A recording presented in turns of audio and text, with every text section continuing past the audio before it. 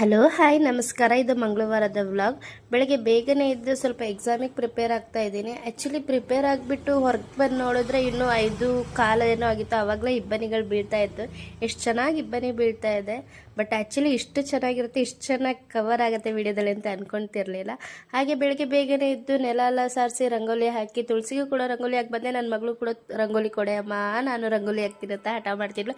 ಈ ಕಡೆ ಬಿಸಿಬೇಳೆ ಬಾತಿಗೆ ರೆಡಿ ಮಾಡ್ಕೊತಾ ಇದ್ದೀನಿ. ಬೇಳೆ ಜೊತೆ ತರಕಾರಿ, ಸ್ವಲ್ಪ ಬೆಳ್ಳುಳ್ಳಿ, ಉಪ್ಪು, ಅರಿಶಿನ ಹಾಕಿ ಸ್ವಲ್ಪ ಅಕ್ಕಿನ ಹಾಕಿ ನೀರು ಹಾಕಿ ಕುಕ್ಕರಲ್ಲಿ 2-3 ವಿಸಲ್ ಹೊಡಿಸ್ಬೇಕು. ಆ್ಯಕ್ಚುಲಿ ಅಕ್ಕಿ ಹಾಕೋಬೋದು, ನಾನು ಅನ್ನ ಉಳ್ದಿತ್ತಂತ ಅನ್ನ ಹಾಕ್ಕೊಂಡೆ. ಈ ಕಡೆ ನನ್ನ ಮಗಳಿಗೂ ಕೂಡ ಸ್ನಾನ ಮಾಡಿಸಿ ತಿಂಡಿ ಎಲ್ಲ ತಿನ್ನಿಸಿ ನನ್ನ ಮಗಳಿಗೆ, ನನ್ನ ಹಸ್ಬೆಂಡ್ಗೆ ಕೆಲಸಕ್ಕೆ ಮತ್ತು ಸ್ಕೂಲಿಗೆ ಕಳಿಸಿ ನಾನು ಕೂಡ ಹೂವು ತೊಗೊಬಂದು ಸ್ನಾನ ಎಲ್ಲ ಮಾಡಿ ಪ್ರಿಪೇರ್ ಆಗಿದ್ದೀನಿ. ಆ್ಯಕ್ಚುಲಿ ದೇವ್ರ ಪೂಜೆ ಮಾಡಿ ಮತ್ತೆ ಮೆಗನ ಹಾಸ್ಪಿಟಲಿಗೆ ಹೋಗಬೇಕು.